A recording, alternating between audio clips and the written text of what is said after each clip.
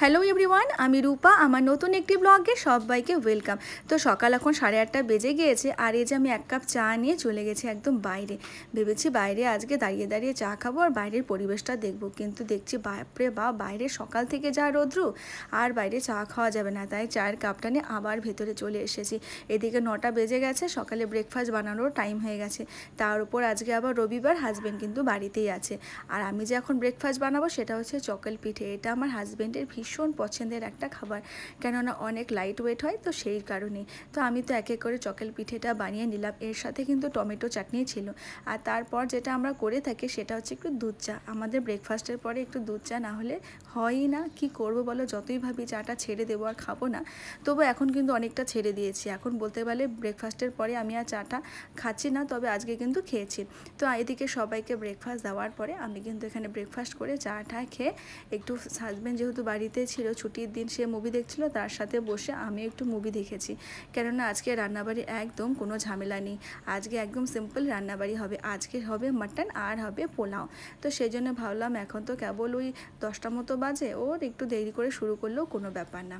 তাই জন্য বসে থেকে একটু মুভি দেখছিলাম। তারপর এই যে কিচেনে চলে এসেছি।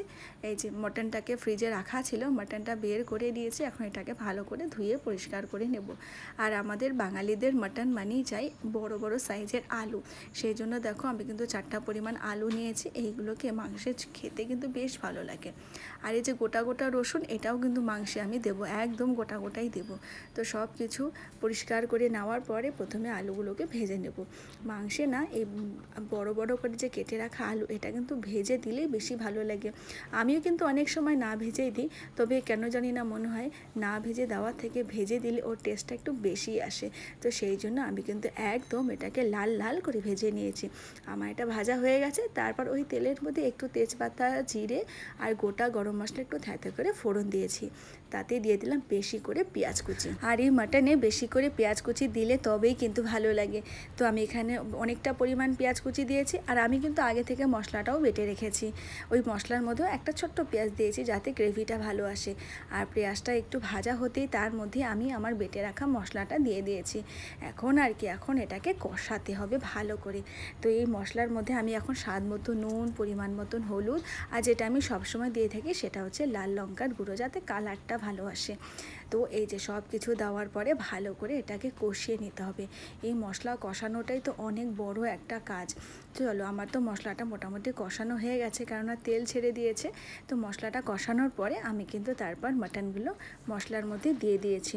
আর যেটা দেবো, যেটা সবথেকে প্রিয়, সেটা হচ্ছে এই গোটা গোটা রসুন। খেতে কিন্তু বেশ ভালো লাগে।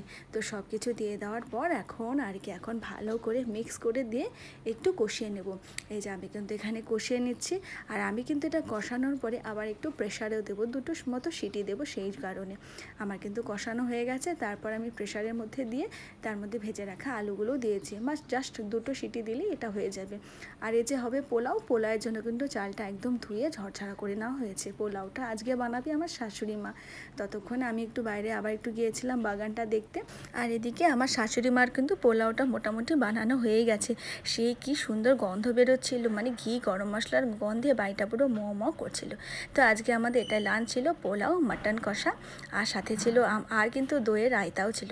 তাহলে আজকের মতো ভিডিওটি এখানে শেষ করছি। দেখা হচ্ছে পরের ভিডিও।